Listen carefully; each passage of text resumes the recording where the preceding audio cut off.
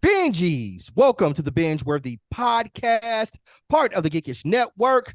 The premise of our show is that we will binge watch an entire series to let you know if you should. My name is Johnny Randolph, and as you can see, I got three dope-ass co-hosts with me. My first co-host is the lovely Miss Courtney Scott, right? Courtney, say what's up to the people, man. Hello, hello. And you know this guy, Snoop from the Ville, just a cool dude. Ricard, let him know who you are, son. Hello, Governor. Hey, Chuck, round us out, man. Bring us on home. Let the people know who you are, man. What it do, people? What it do? And if you were with us in Crosstalk, then you already know. Tonight, we are reviewing Loki Season 2. Loki is on Disney Plus. It has 6 episodes with a runtime of about 1 hour. The second season of the American television show Loki is based on Marvel Comics, featuring the character by the same name. In Season 2 of Loki, Loki works with Morbius, Hunter, BH, and other members of the TVA to navigate the multiverse in order to find Sylvia, Ravonna, Renslayer, and Miss Minutes.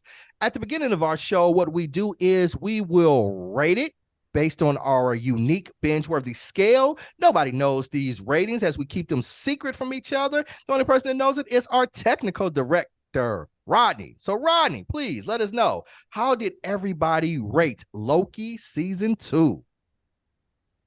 All right, okay. I like it. We got, it always works out like this. 2 binge.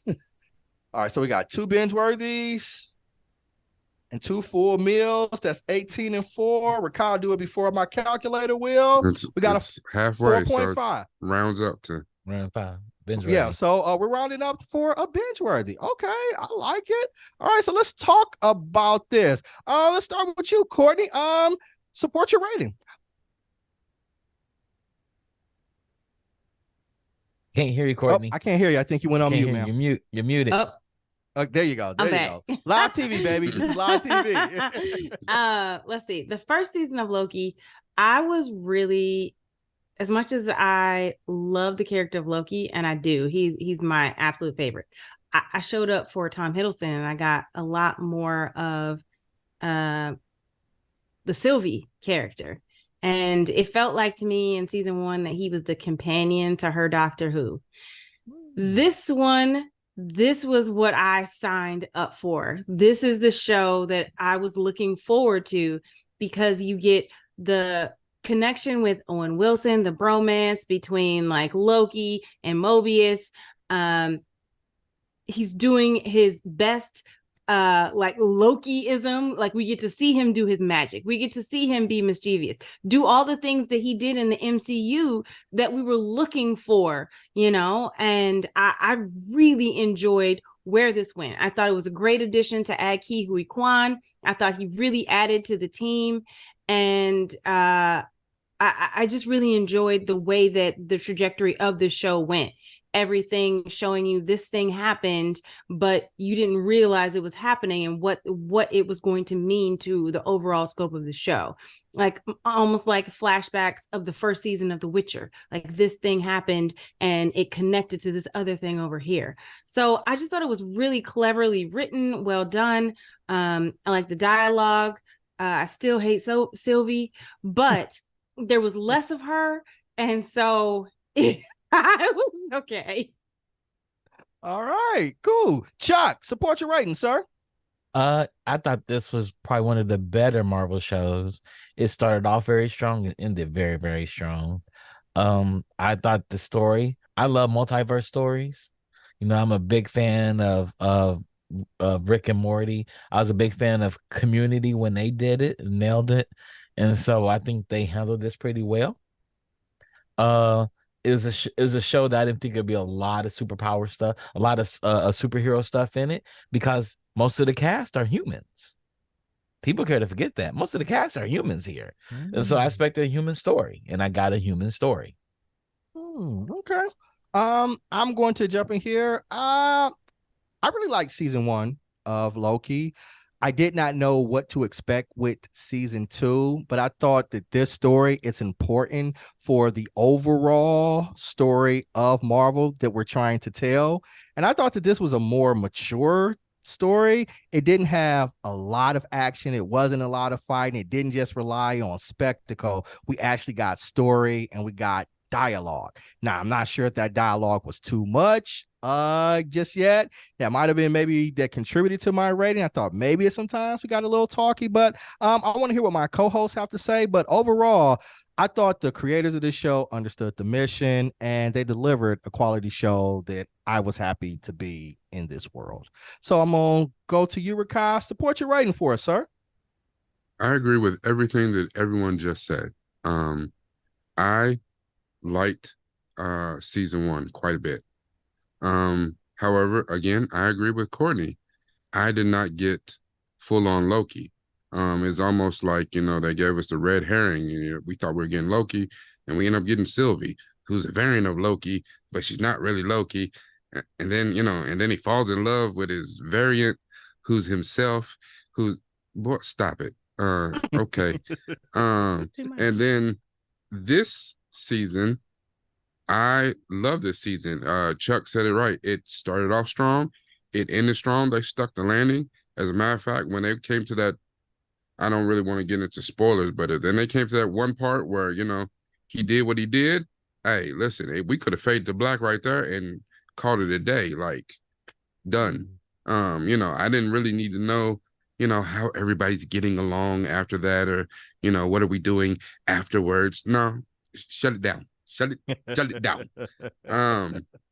The only reason, my rating, I gave it a full meal instead of a binge-worthy, as much as I loved it, and I think that this together as a series, that this might be the strongest MCU show that there has been. The pacing on this one was a little bit slow and it was a little bit talky, like you said, a very human story, and it was kind of highbrow. It was almost one of those things, and kind of like our crosstalk Um, you know, if you're not fully versed, you're not into this universe, you're not into the comics, you don't like this is not, it's not for the casual. Yeah. You know, like a lot of shows, you pick up a show, you want casuals to pick up a show and to connect to the universe in some way. It's like, okay, this might lead me to, I'll go watch one of them superhero movies. This is no, this right here is for the hardcore. This is not, this is not for the casual. And that's the only reason I ranked it low, because you have to be a fan of this genre, a fan of multiverse, a fan of very highbrow type of very intellectual. Like when they brought in Obi and they got to talking, you know, about quantum time physics and blah. Hey, listen, you know, I had to pull out some books and study up just to watch the show. Like, All right, cool, good stuff. So Chuck, we're gonna start with you, man. Marvel, their FX department, it's come under some scrutiny recently, overworking people, just pushing out things. But for this show, what did you think about the visual effects? Good enough for TV. And I think Okay. that's where Marvel is on a lot of their visual effects. I mean, the time variance and looking at the fail safe, the sacred timeline, that looked kind of cool. The suits look kind of cool, but everything it felt like a flat background. Like I know you're using a virtual production studio, it shouldn't look like a green screen background. It should And look you thought better it than did look like a I green thought it screen? did. I thought it did. I thought the locations were okay. The enclosures, everything was enclosed, so I can see them actually building those sets. There's nothing that made me go, wow, that looks amazing. There's a lot of Okay. close-up shots, mid shots. So it's like, okay, you're in this Okay. cool little George Jackson like office building, and everything was kind of plain. Okay. So some improvements for the visual effects. They Let's jump are up. even when Loki did his magic, I thought, okay, it was like some cheap Harry Potter magic. So Yeah. then we're saying that the criticism about the VX for a lot of these subsequent Marvel shows is kind of true. Would you? Yes. Okay. Yes, I think Marvel realizes they have to save on some of the budgets for some of the larger films they have. You know, I saw Ant-Man recently too, and they blew the budget on his visual effects. Okay. All right. So Courtney, talk to you. So a little earlier we talked about pacing. I alluded to I thought it was talky, but was that necessary? So the question I want to ask you, was the pacing of this series a little slow? Was it world building or was it boredom? What are your thoughts? Um, I think it's a little bit of both. They were really building the journey of getting to Victor Timely, getting back from there and saving the universe. You know, the explaining why Loki was doing what he was doing. Like just really setting up what was happening. So that part was the world building. I do agree with you in terms of like, I think it was it episode 3 or 4? One of them was a little bit slower paced. And I found myself kind of like, okay, like we're gonna get there. But as far as I understand that that's what we had. We needed all of that in order to get us to that last episode, in order for that payoff. So I forgave it once I got to the last episode. In terms of the banter, I love a good banter. I think that they have set that up in Thor since Thor the Dark World and then into Ragnarok, because Loki's relationship with Thor is exactly like his relationship with Mobius, with the exception that Mobius has more respect for Loki than Thor does. You know, like Thor and Loki have his 1,500-year history of little brother, big brother, whereas Mobius has this respect to who Loki has become. Like he's watched his journey and they've become friends. He accepted him for who he was and the way he was and didn't try to change him, which Thor always wanted him to change, you know? So I think that the banter was on par with every other Thor movie. So Okay. I liked All it. right. Cool. So Courtney's talking about banter. What do you think about the writing? A lot of different plot points going on around here. How do you think the writers did in weaving all this together to make one cohesive story?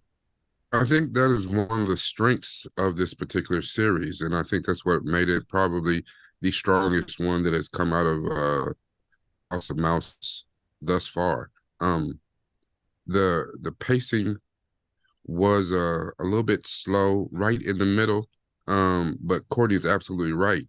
It was to build up to the payoff, and we got the proper payoff. The dialogue was on point, and because we got a more mature Loki, and really every time that Jonathan Majors has been on screen, he has absolutely ate. He has killed. Um, However, in this particular series, Tom Hiddleston gave him a run for his money.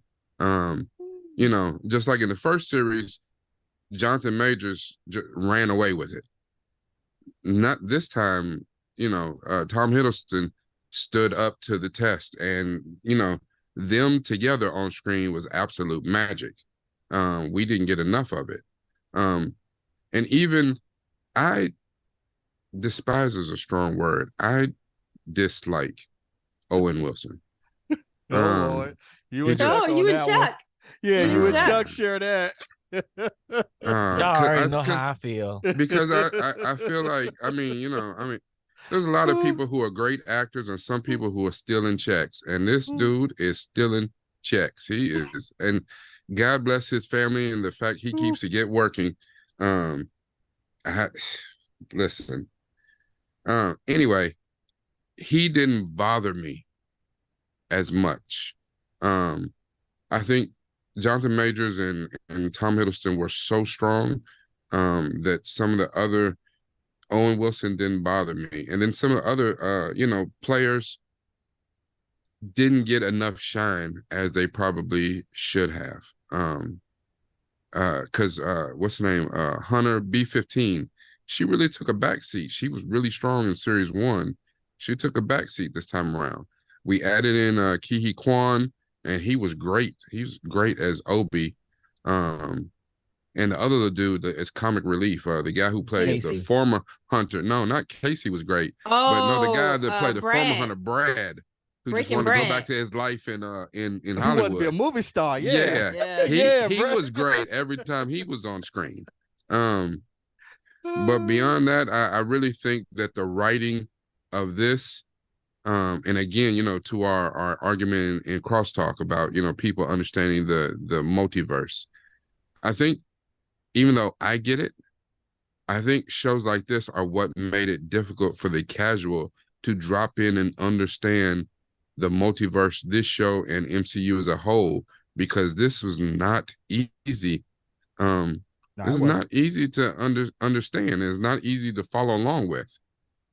This could have been done where it wasn't so convoluted, but it is what it is. It's MCU property, and they made it the way they made it. So it could have been easier to understand for the casual, but it just wasn't. But I think for what it was, I think that the writing was spot on.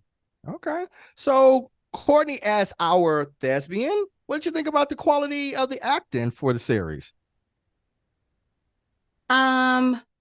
Well, to just, jump on what Kai started saying about Tom Hiddleston and Jonathan Majors, I thought they were absolutely wonderful.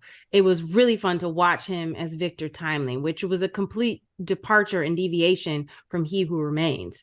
I thought Tom Hiddleston, he is an underrated, and I know everyone loves Loki, but like what he brings to this character is more than just the fun, mischievous trickster god. He brings heart in this season to really understand who Loki is, where he came from, what he's battling, and where he ends up, and the choice that he makes, which is straight out of not this particular way it went down, but it's pulled from the comics. And there are certain people that I like. The guy who played Brad was really funny. Obi, Ki-Hui Kwan, who I already talked about. There was the one actress who was in the same scene with Brad, who played Dox, who was the general who wanted to take everybody out. Mm-hmm. She had a great scene, and she totally ate up Gugu. Like Gugu, she was right up there with Sylvie and just kind of useless, and that kind of made me sad because, and let me just say, I'm not talking about the actress who plays Sylvie. She did the job that was asked of her. I think Sylvie is poorly written because she's one note. She's one note as a character. She's angry from the moment we meet her in season 1, and she is still angry in season 2. I mean, she had one moment of like levity in the last 15 seconds, and that just doesn't serve the character. So I never got a chance to like her. But I think the actress did the job that was asked of her. And I think this was a great ensemble cast. I did enjoy the scenes with Owen Wilson and Tom Hiddleston. I love the scene in the elevator when he was like, please stop doing that. It's horrible. I'm sorry. That was funny. Good stuff. So, Chuck, we're gonna go to you. I mean, it's been said you're not the biggest Owen Wilson fan, but in this we have kind of a buddy relationship, a bromance. How do you think that dynamic played on screen? I think Owen Wilson did a great job this round. I still punch him in his face though. If I ever catch him in the street, that part, especially with a jet ski. On a jet ski, I'll punch him off of it. What about the dynamic between him and Loki? Loki and Morbius. I think Loki and Mobius. Mobius is the vampire. Mobius is the vampire. Mobius. Okay. I think they had a great relationship. I found it buddy cop, and it's funny to see how it changed in this second season versus the first season, where Mobius was definitely taking the lead in the first season, forcing, begrudgingly dragging Loki to do things until he met Sylvie and fell in love with himself again. And and in this season, it was Loki leading the charge. Mobius just wanted to go eat some pie. You have to wait and go eat some pie. And so I thought this season was very interesting in a lot of ways. It allowed it be seen a villain turn hero, and not a hero turn anti-villain or anti-hero. We've seen the other way around, where Loki had to step up and decide who and what he wanted to be, because he was always made a joke. He was always been a joke, and for that to change is something interesting to watch. A lot of people were angry about the pie scene. Because let's go get pie. Because here it is, all the worlds are going to lean in. And in order for you to rest, you go get pie. And Loki recognized that's his coping mechanism. That's how he copes with all this. Let's go eat pie. It didn't. I thought it was. Yeah, but I also thought it was like an opportunity for them to like sit down, be quiet, and the answer will come to you. Like it's just kind of like calming down. But a lot of people were really mad about this pie scene. They're like, "You're wasting time. I hate it." Yeah, anxiety's high. The state of all of the universe is at stake, right? And they didn't know what was going on. But I think that scene was magical. What happened afterward was very, very magical. Chuck, you brought up something real interesting. So by the end of this, is Loki a hero now? He is a hero. Absolutely. He's fully transformed, right? From the guy we met. Now. He's a complete hero. Without spoiling, like giving any spoilers away, he's a hero. He's a hero. So here's the thing about the arc through however many movies. For whenever we saw Loki, here's the interesting thing about Loki. He got exactly what he wanted. Yes. He got exactly what he wanted from day one. From first time we saw him on screen, he got exactly what he wanted. Yep, even on a golden throne. He got it. But the thing is, he got it when he no longer wanted it. He got it when he had to step up to take it and sacrifice, because other people mean more to him than he mean to himself. He dropped that narcissistic shit he was on, and he got exactly what you wanted. And it says a lot about perspective and about paradigm shifts on how you move through life to your future. And I thought that was riveting as an arc. And like you said, it's not that we saw a villain become an anti-hero. We saw a villain become an actual hero. Hero, yeah. A real good guy, right? Yeah, not a begrudging guy. So, Courtney, when you guys were talking about actors and characters, there was one that I was thinking and I was hoping that you guys would mention. So, Miss Minutes, what'd you think about Miss Minutes? Miss Minutes, kind of like B-15, took a bit of a back seat to what she was in season 1. Because in season 1, she was really connected to He Who Remains, and we found out like what well, no, I guess we found that out at the top of this season, right? We found out how she was really connected to him. That's when I found out. I didn't remember that from season 1. Well, she shows up at the end of season 1. Like at the end of season 1, she pops up. She's a few scenes at the end. She is, but yeah, right. I didn't see the connection until season 2. Until this one, it's interesting. So the top half with her explaining, like the history and the backstory to Ravonna. That was kind of interesting. Her kind of leading Ravonna and then battling her for Victor Timely's affection was funny, but I still think she took kind of a back seat to the humor that she brought in season 1, the humor and the levity, and she was helped to move the story along, and she moved the story along in this season, but it was less as the enigmatic, like bright sunshine that when she came onto the screen, like Miss Minutes was just like exciting. You know what I mean? She was just okay for me in this one. Just kind of like, she was like a real character that was kind of boring a little bit. I don't know. It was okay. Okay. I loved her. I did too. I loved her. I loved this personality of her too. The personality of her. I don't know. She was trite. She was less exciting to me. I don't know. Maybe because she just felt like she was she had real skin in the game. Yeah, she wasn't. I liked when she was just kind of like charming. But she was charming and manipulating it under charm. And this time she was not being charming to manipulate. She was just straight up devious. She's like, I'm a bad bitch, and this is what we're gonna do. You're not gonna take my man from me. Not at all. Which was funny. It was funny when she was like, we're gonna be together. And she was like, I need a body. Right. She can't. Yeah, she let him know. She was like, look. She was really shooting her shot. She was shooting her shot. She did. Then they just kind of dropped her. Like, you know what I mean? Like they turned her off and then we didn't see her again to the very end. I thought that was because I think we got a lot of good performances from characters, but the dropping of characters, I thought they did with a couple of people. I thought they did it with BH15. I thought they did it with Miss Minutes, and I thought they did it with Ravonna. I wanted to see more in all of those story arcs.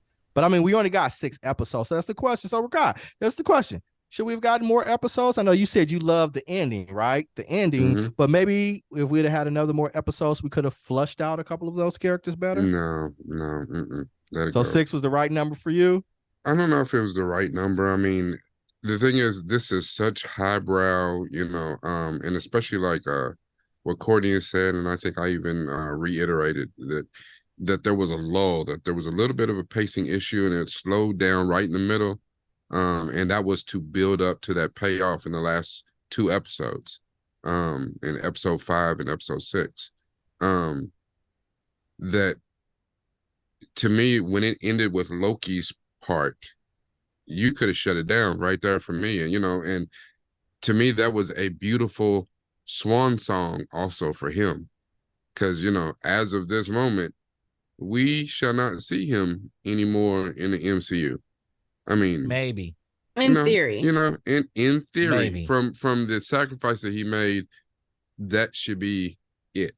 No. For some reason, I think that if they, do Thor 5, he'll probably show back up, or he'll probably become more important because he's he is he who remains again, whatever whatever title he is, he is now or whatever. So he still has skin in the game, but from a storytelling perspective, we could walk off and not have to see him anymore because we understand the sacrifice he made.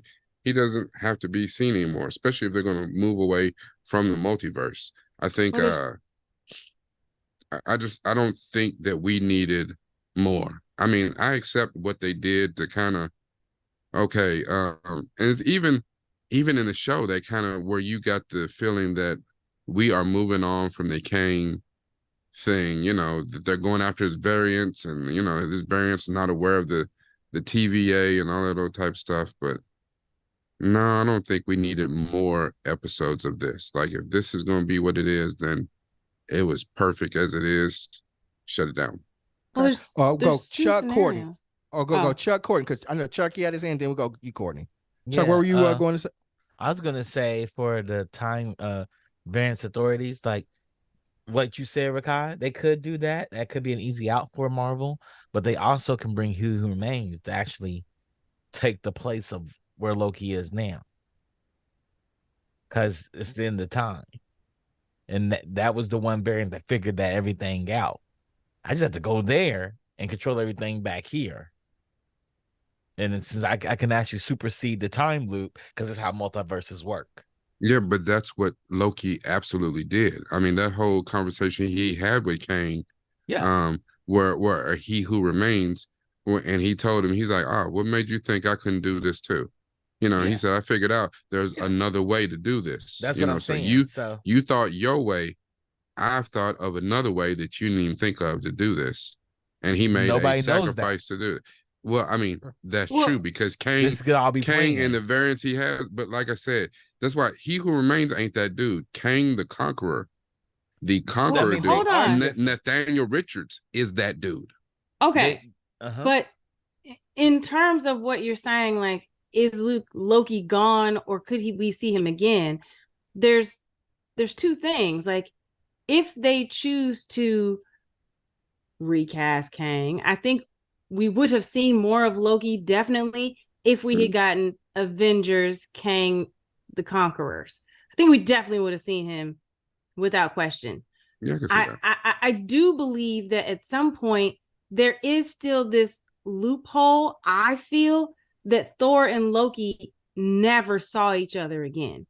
And I do think at some point before Chris Hemsworth leaves this franchise, leaves Marvel, or walks away from Thor, they will have another scene together. Like, they just kind of have to, and the last thing that I was going to say is in regards to what you said about, like, I didn't need that last scene showing Owen and Sylvie. I think it was less about showing Owen and Sylvie and more about showing Loki and him listening in and keeping track of his friends. I think it was more about us letting us know that he wasn't just sitting somewhere. He was actively aware. I think that was what that scene was about. I can be fine with Loki. I can agree with that. I can be fine with him gone. I just feel like characters should end. They should end, right? It makes the stakes better, right? No, I'm just saying, I'm just saying that scene right there was, Robert Downey Jr. snapping the fingers. You know what I'm saying? Yeah, that was absolutely. That was better than Chris Evans coming back as 177 years old. Hey, somebody take my shield. It's heavy as hell. Yeah, I didn't stop Martin Luther King from getting shot, and I could have. Yeah. But, God. Yeah. Fuck them black people. Why wasn't I sitting on the bus with Rosa Parks? Right. Yeah. You would think if anybody could protect Rosa or Martin Luther King, it'd have been, Captain America. But he was like, fuck them people. I was too busy playing charades with my boo with the red hat, trying to clap her cheeks back in the day. And we supposed to applaud to that, like, oh, that was noble. No, it wasn't. No, some selfish shit. There were no black people in the writer's room when that was going on, because everybody was wait. Don't care about us. Well, right. one thing I was thinking about too. Speaking of that, Loki could have went back and changed a lot of things. Loki could have been back in time and changed a lot of things. Yeah, but he would have just caused more branches. He would just cause more branches in new places. He could have caused all those new branches and got back there to them, and he still had the answer. You understand when he was talking to OB, he's like, "How long will that take?" He's like, "Centuries." How many centuries? Thousands of years. All right. Okay. He went right back. Thousands of years. Yeah. Well, came back and learned it all. He's been through it so much that when he got there, he knew exactly what to do. Exactly what to say. When he learned quantum physics, that was hilarious. Yep. And everybody's like, "Can you slow down?" Nope. We have time to figure this out. So, but we're figuring he's not gone, right? He's coming back. I don't think he's gone. Listen, I don't know. He may be gone. I saw an interview with him. I think he's okay. I think he's okay if he's gone. Tom Hiddleston, I think, as an actor, has made peace with it being if Loki doesn't come back. Well, rumor is a lot of the original cast don't care to come back. Yeah, I would say that. They've been in this damn thing for 20 years. Well, he said, "I started this when I was 29 years old, and now I'm 42." Yeah. Right. I was like, "I'm good." So I think everybody's done, but Chris he just got a new baby. You know, his girlfriend, his future wife is the villain from the Marvels. So he not trying to like. Oh yeah. Mm-hmm. Yeah. Mm-hmm. Okay. Yeah. And you got to get in shape, and man, I'll be like, I've been doing this for 20 years. It's time. Then let's be honest, they gonna stay in shape anyway because they want a new movie. So that's not a hard shit. It's one thing to stay in shape. It's one thing to stay in superhero shape, and that's he's not Thor. He's skinny. I mean, he's skinny as hell. He's not Hugh Jackman. He's not Hugh Jackman. Exactly. He ain't doing what Hugh Jackman is doing. Hugh Jackman's saying it's literally killing him. Yeah, Wolverine's killing him. Yeah, Wolverine's literally killing him. It messed up his kidney. Chris Evans don't do any work on his legs though, man. Y'all ever seen dude's legs? He don't. He got skinny legs. He got little skinny legs. Thor has no legs. Are you talking about Chris Hemsworth or Chris Evans? Chris Hemsworth. Yeah, Chris Evans. Or both of them, maybe. I'm about to say, because Chris Evans don't care about his legs. He was just working on what do you say, America's ass. America's ass. Yeah, Chris Hemsworth. He did wonderful work on that. Okay, all right. Next subject. All right, next topic. Okay. Courtney needs some girls with her now because we all like, next topic. We don't care. I never knew that he showed a picture of his ass. I mean, don't get me wrong. Like, I love Tom Hiddleston. Like, I think he is I love him. I guess that's why I don't want to lose Loki. Loki was always my favorite from the very beginning. I didn't even care. He tried to blow up the earth. I was like, I still love him. So let's talk about our villain, he who shall remain, or Kang, or however it is. He who remains. He who remains. So Chuck, what do you think about what do you think about this version of He Who Remains and how it plays into the overall narrative of the MCU? I like this version because I think this version is very intelligent, and he's cookie. Like I've killed all the rest of them, all the ones like me, and then I went to the end of time to make sure they never existed in the first place. I like when he got rid of Sylvie. Yeah, like he was like, "You kill her." You know what you got to do. They were gonna kill her so badly. Me too. And I was like, come on, man. You mess it up all the time in space. Just kill this. Save this broad. Like, and it's so funny. He's there every time, and he says, "I see you again." And he's like, that was my favorite part when he gave that little laugh and like, "See you soon." Man, that was my favorite part. It started to annoy me because I was like, why doesn't he just kill this chick? She's literally causing the end of space and time. No, but Loki even asked him that. He's like, wait a minute. She trying to kill you. Why don't you ever fight back? Like, what? Yeah. He's like, why would I fight back? I'm going to make you do it. And if you don't do it, why would I do anything? The one who remains, he doesn't have to do anything. He's going to remain at the end of time. You know, he will. So that's why I say he's not necessarily gone. If they still want to use Jonathan Majors, they still want to do the Kang story because it apparently has nothing to do with Jonathan Majors' case. It's just that they don't think people are grabbing the multiverse. I think people it's a are not. mixture of all of it. All Yeah. of it kind of combined. But they were like, I well, think all if that people case gets thrown out, I think we'll see. It is. She's been actually arrested. Yeah, he's been she's been arrested. arrested. The case is flipped Oh, on her. Yeah, she's Case is been flipped on arrested. her. She's Yes. been arrested for assault When did charges. this She happen? went on the Yeah. run. This was like a couple months ago Yeah, or something Yeah, like she that. had to He's- come back from they Europe threw his and turn case herself out. in. Yeah, Well, they I threw think his he still case gotta out. go to No, court. He still they're has to go to moving his court. case Yeah, forward. he Yes. still got to go to court, but she's His been case- arrested on assault charges for that. Yeah, she's been arrested for assault charges. Yeah. His case is gonna Oh. get thrown out. Yeah, His case it's is gonna going to get out. thrown out, I think. But yeah, she's His been case But is I gonna arrested. get think thrown I out. think Marvel got nervous because it Oh. wasn't already thrown out. They wanted to throw out and not even Well, go further. But Well, yeah, but the rumor is Marvel had replacements on deck. But I don't actually think that's a bad decision. Yeah. Right? It's a multi-billion-dollar franchise. Because I mean, Yeah. what if he died? Like a lot of things could happen. I don't think that they're going to necessarily get rid of Yeah, it. that rumor might- is we'll they're see, having we'll see. they're having a really hard time with the multiverse because the multiverse has And I low think ratings. that's more of a problem too. And that's why they were talking in this one. That's why the first episode is the way it is. That's why episode 5 is the way it is, because they're talking about what the multiverse is. That's why it ended the way it ended. They're trying to explain to people what the multiverse means. Like people get they're like, we don't understand why everybody understands the Spider-Verse, but they don't understand what we're doing. Well, what you're doing is different. You're It's doing what way Dan different. Harmon's done for Rick and Morty. You're It's breaking way time and different. space. Spider-Verse is like, hey, there's different characters and different timelines. Right. And that's all they're doing. Yeah, Spider-Verse is more about the people and less about the science. Right. Yeah. But I not agree only with you, that, Corey. not only that, where they give the thing too, where you know what I'm saying, people who are if you're in the wrong timeline or you're not where you're supposed to be, you know what I'm saying, you glitch out and all that. People understand that. Like people understand. Yeah, like they this is understood not- Loki was Yes. glitching. Yeah, and Yes. you could be all over the place in Marvel, What- and it is What- convoluted. It's hard to understand what they And do. you have to watch what they don't- everything too. And what they don't understand is they said this occurred in Ant-Man was like, why are there so many Kangs? And what does it mean the Kang kills each other? Like Right. you have to understand, even in this show, Loki sat there to make Singularity happen. He went back and eliminated all his variants on all the timelines so he can exist and not glitch anymore. That allows him to shift up and down the timeline.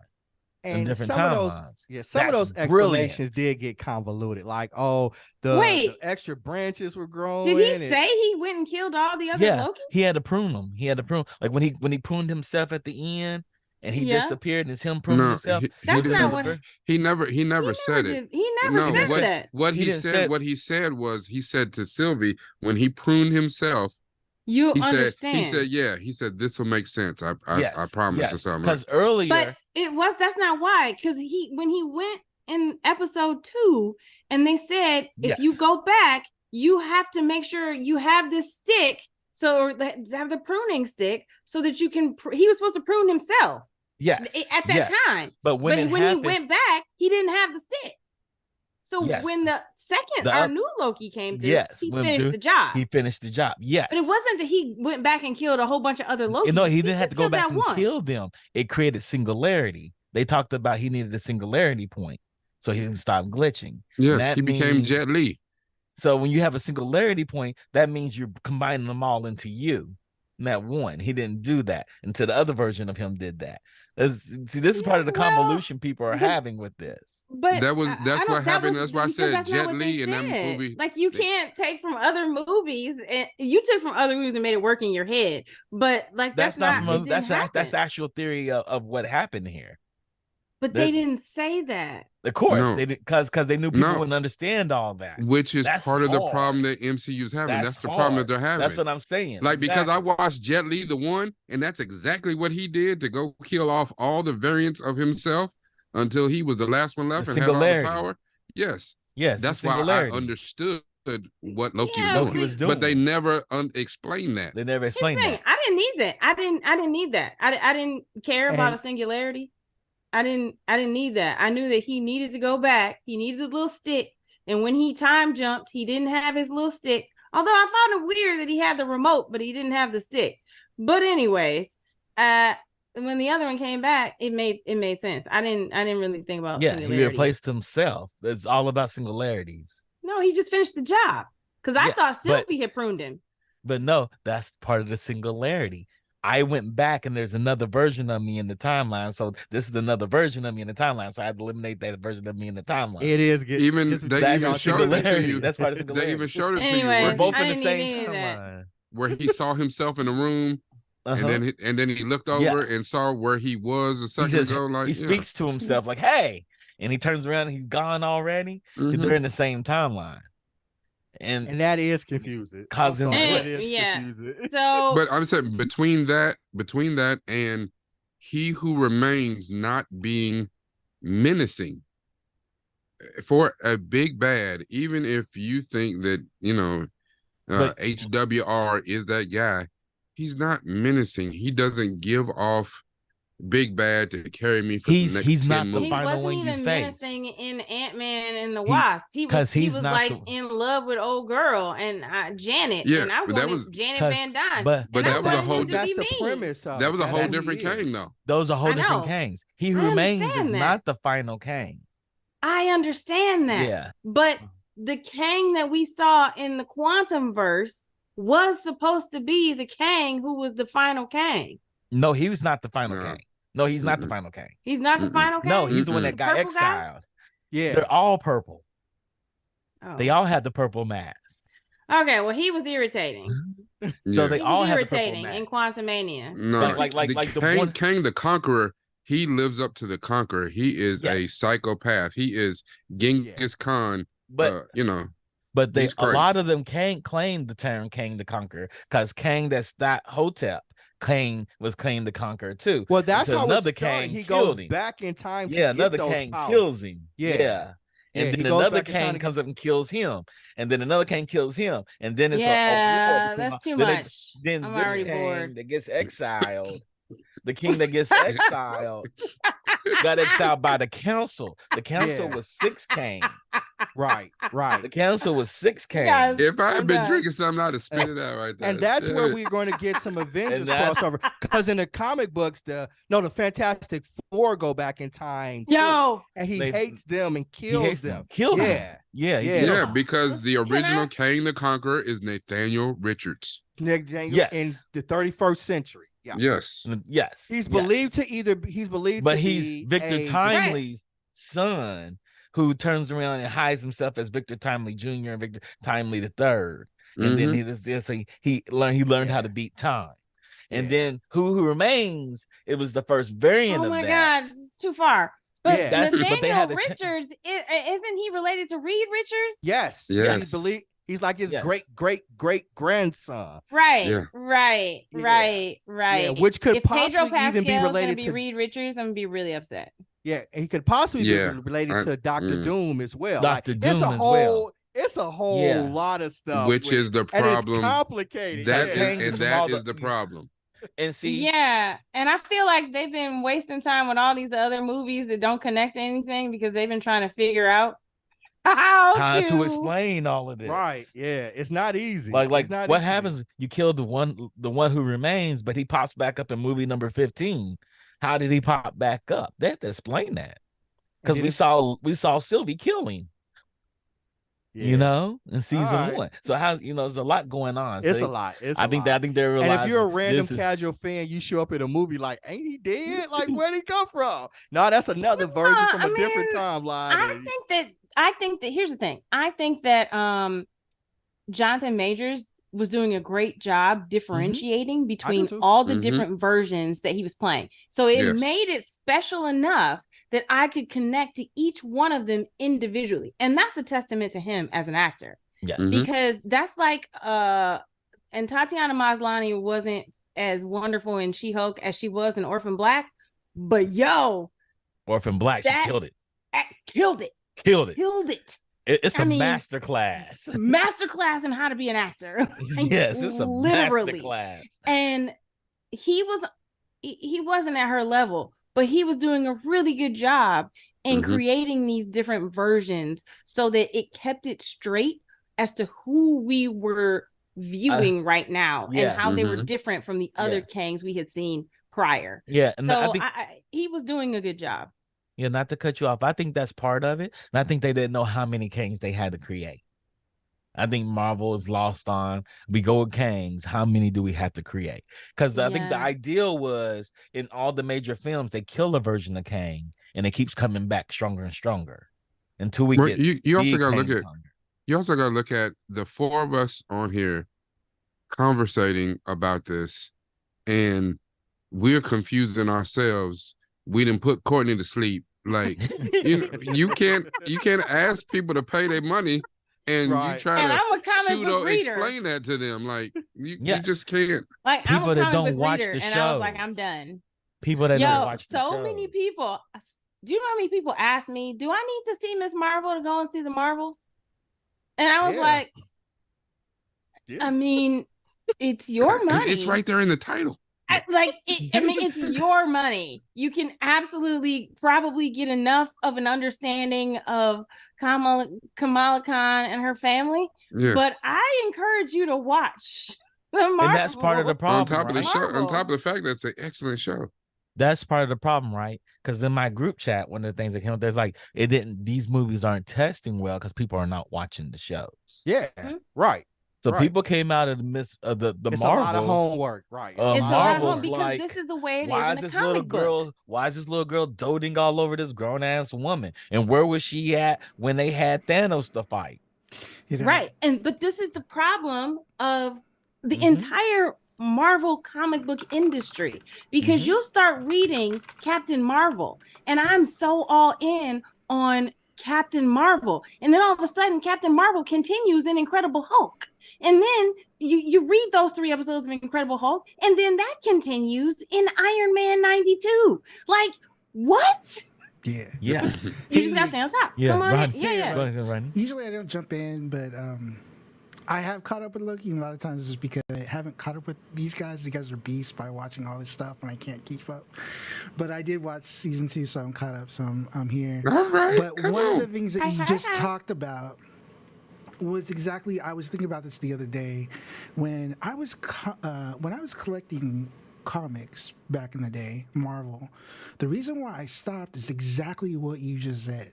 Mhm. Was that it was just too much to keep up with.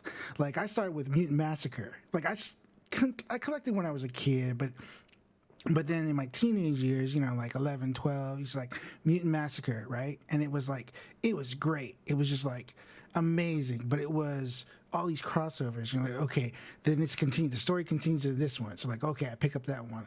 And this, but it just got too much. It got so. What Marvel is doing now with the MCU is what Marvel always does, and they're not learning from what happened back then, and that's a big reason why a lot of people, like myself, I had so many of the X-Men books, and I literally just could not keep up. I literally could not keep up, just from a money standpoint, to a time standpoint, to just like To understanding exactly. Because you gotta, jump like, into a new book with characters that you don't know, And they even always though have you that only little- showed up you know how for those Spider-Man. always have that little like Well- editor's note, like, oh, this happened in this X. Yeah. Check out this episode. Check out this issue of this. There's always that little editor's note, and it's like, that's what's happening. It literally is exactly what's happening now, and it's repeating the same mistakes. So, Rikai, when you said earlier, was like, yeah, is it like superhero fatigue? It's this and that. I think it's all of the above. It's Well, like, here's yeah. here's the thing. Thanks for that- jumping in and saying that. Yeah. Here's the thing, and you're absolutely right. And Rodney, I did the exact same thing and bowed out of comics for the exact same reason. And especially, I was heavy in X-Men, and they would continue a story because, comics come out every week. They come out every Wednesday. But this Wednesday, I have to go and buy 6 comics to continue the story. And then it's continued in 4 more comics next week. And all these comics might not even be, some of them that continue the story in other timelines and other time periods. It just is too much. Or even But like here's the thing, Marvel Oh. took us for granted because they gave us 12, 15 movies or whatever. They gave us all these movies that were almost directly tied to each other, or had, strands that were tied to each other, and we ate it up. Everything up through Avengers Endgame we ate it up. And it's like, oh, okay. So if that's the case, because you got to remember the TV shows they put out back then, the Netflix shows and the Agents of S.H.I.E.L.D., that wasn't connected to the movies. Yeah. That They wasn't did really try to connected. connect. Agents of S.H.I.E.L.D. They tried to. In the They first tried two to, and they seasons. was like, nah, okay, now And we they just messed we'll go up. away from it. Yeah. Right. So but now thing. they're trying to connect all these things together, and it's too much. First of all, Rodney, was there something else you were gonna say? You were gonna jump in? No, that was pretty much it. I mean, No? I just it just really wanted to jump in because it was really on my mind. It was literally like just the other day. I've been listening to other podcasts, been following. I bought that book, the MCU book, behind the scenes book. And so there's a lot of discourse about like what is wrong with MCU right now, right? Yeah. Well, so it was really on my mind was like that's the reason why. It's like you have comic book nerds like us that are like, yo, we can't even keep up, So that's a huge thing. But then you add on to the fact that this is convoluted storyline, of like all the Kangs. But then also on top of that, one last thing is I think with all the multiverse stuff, it's cool and it was great, but it's like, it's too much of it. And the reason why I say it's too much of it is because it lowers the stakes. Because somebody dies, somebody gets pruned, But whatever. I said, they're gonna come back.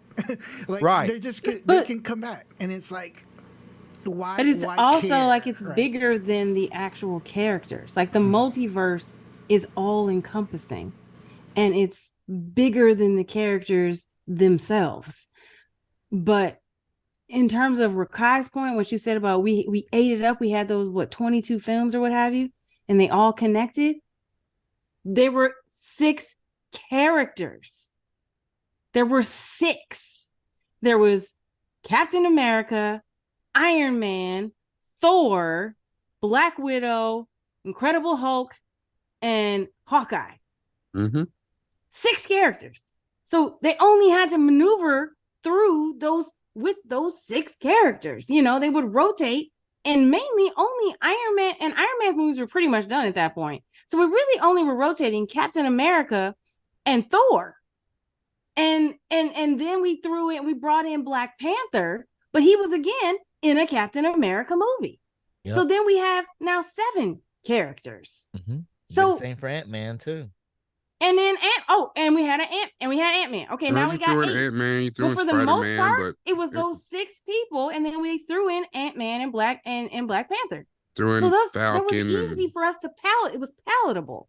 And they all started mixing and matching. We didn't know the difference anymore. They were all in the same movie. You threw in a few extra people. We were like, this is just another Avengers movie. It's just called Captain America.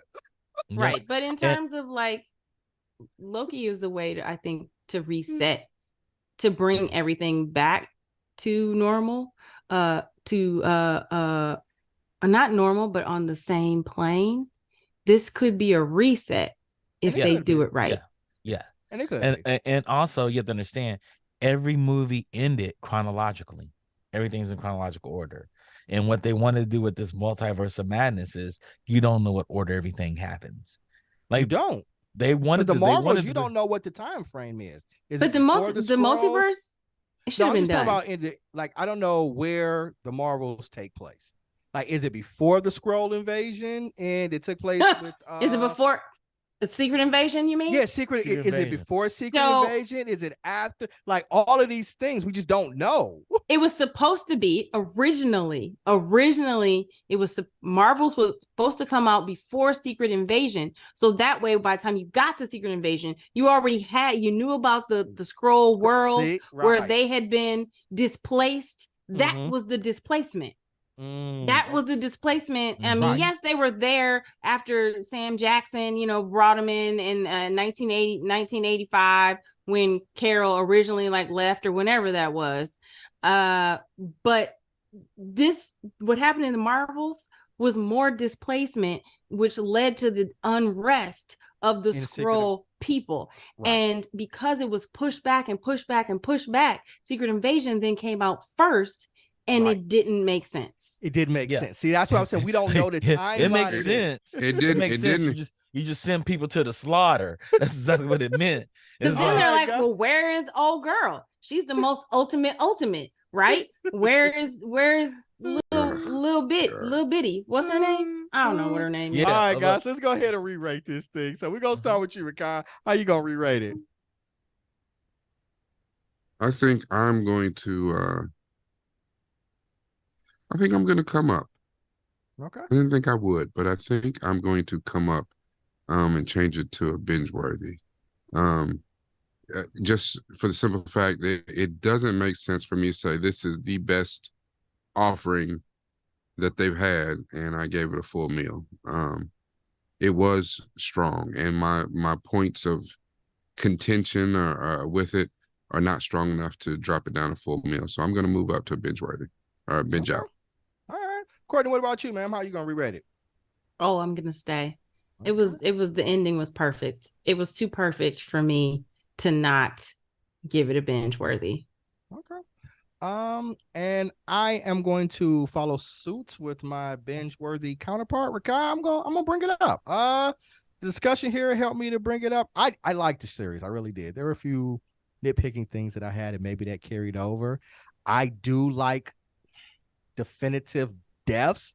And so sometimes I wonder with the multiverse, do we keep bringing people back? But that's stupid because this is about operating outside of time and space. And so it's not going to follow standard rules of what we think. So that was enough to convince me. So I'm gonna bring it up to 4 binge out too.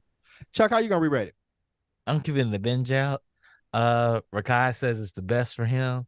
I'm still giving Miss Marvel my best. Kamala Miss Marvel's my Khan. best too. Yeah, I just enjoy watching her on screen. That little girl on screen crushes it every time. No, I absolutely loved Miss Marvel. I thought that was a fantastic show. Yeah, and I thought it was small and it had table stakes. It wasn't like the world-ending stakes. It was just a person coming of age.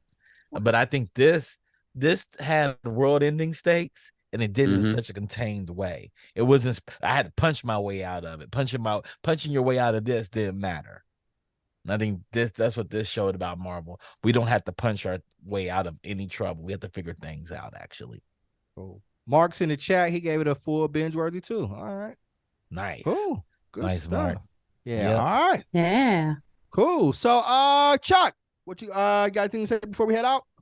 We'll be back next Wednesday. I don't know what we're doing next Wednesday. We're doing whatchamacallit? Scott Pilgrim, the animated version. Scott Pilgrim, the animated version. That's right. That has me super excited. I have no idea how excited I am about this. Me Y'all too. have no idea. Me 3. Yeah. I'm when I get off here, I'm gonna Forget turn on about the it. soundtrack. I may start, but I'm quite excited about that. And y'all have any questions about my take on all of this Marvel stuff? I have a deep thoughts about everything Marvel's doing, and I understand why they feel the need to reset if they decide to reset this whole entire universe. I'm gonna miss not having Blade, and I'm gonna miss actually seeing Kang come to fruition. I don't think you think they're gonna cut Blade? They're gonna No, cut everything. No, they've started. I thought they started pre-production. Nah, on 'cause Blade. Yeah, after they fired the director and fired Yeah, They they fired fired a everybody. bunch of writers and Yeah, directors. fired I mean, everybody. they fired everybody. They fired the visual effects studio that was supposed to be working on it. And he was, but In he's the been previous. what Mahershala Ali. He's been complaining about it for a very long time. Yes. What did you hear the story that they wanted to do? Yeah. I understand why he's complaining. They should have thrown all that trash out. Yeah. Yeah, make it about the daughter and not him. No, Was I it- made it about he was the fourth lead. Yes. Well, I think because his daughter is supposed to be the main lead. Yeah. They I made think it's him and his they made daughter. Blade Trinity Part 2. Mm-mm. Courtney, got anything to say before we head out, man? Loki for president. No, that's straight from the comics, because that was the one thing that I thought was the last thing I'll say is that was really cool is to see the final image of Loki, which was something that was straight from the comics. Right from head to toe, right from the comics. And I was really enamored by that. So I think that comic book lovers and just MCU lovers and watchers. I think they were happy, and I know I was. So Loki for Roddy said, I president. wished Loki alligator would have shown up again. Yeah. Yeah. Rakai, what about you, sir? You got anything to say before we head out? No, I think what Courtney just said about that scene too, that was a favorite of mine. And even with the weak VFX, the branches looking like Idrisil after that was fantastic. That was fantastic. Be a great t-shirt. But no, I'm sure we'll find it for you at Comic-Con. I am looking very, very forward to all the voice actors from the movie returning for this Scott Pilgrim. What we doing next week? I can't wait. Yep, Cannot wait. It drops tomorrow. Cool. All right. Shout out to Digital Click. They provide all of our marketing and advertisement needs. You know, if you're considering marketing promotions for your business, hit up Digital Click. Shout outs to Rodney, our technical director. He actually jumped into the gig. I think it's like the first time Rodney's ever jumped into the conversation. That's cool. So shouts out to him. He's our technical director. And as I like to say every week, the Geekish Network. We are a BIPOC organization. Black, Indigenous people of color. And we have outstanding people that are in front of the camera and behind the camera. And we do this for people who look like you because representation matters. So please join us next week, as we've already let it out. We're going to be doing Scott Pilgrim, the animated version. Same bat time, same bat channel. We'll talk to you guys later. Love you all. Peace.